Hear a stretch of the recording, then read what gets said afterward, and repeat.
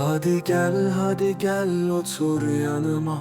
Umurumda değil yanarsa dünya. Bıraktım ardımdan her şeyi. Dünyayı vaat etmekti hayalim senin. Ama sen paraya pula taptın. Mal dedin, mülk dedin, kendini aldattın. Sonumuz böyle yazıldı işte. Sen dilenci, ben paşa köşkünde. Cebin olsa ne fark eder ki? Gönlün banka kasasında hapiste. Gözlerin zincirli defterlerde. Hileydi hep hayatın yalan sözlerinde.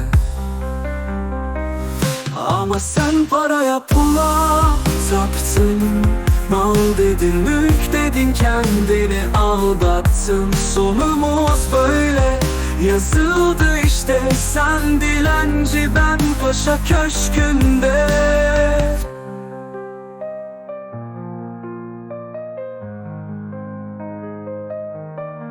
Daireler, villalar senin olsa ne çıkar? Gönlün rahatsız, içten içe kan ağlar. Hayatın hesaplarla örülü bir yalan. Affetmem seni, yollarım yaman.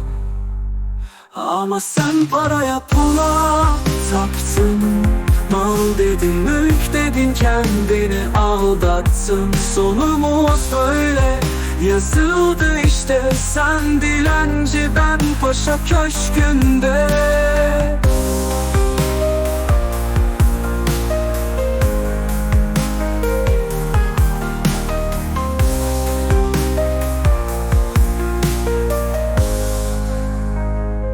Daireler, villalar senin olsa ne çıkar?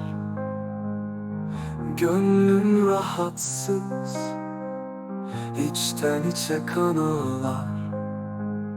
Hayatın hesaplarla örülü bir yalan. Affetmem seni, yollarım yaman. Ama sen paraya pula taptın. Mal dedin, mülk dedin, kendini aldattın. Sonumuz böyle yazıldı işte. Sen dilenci, ben paşa köşkünde.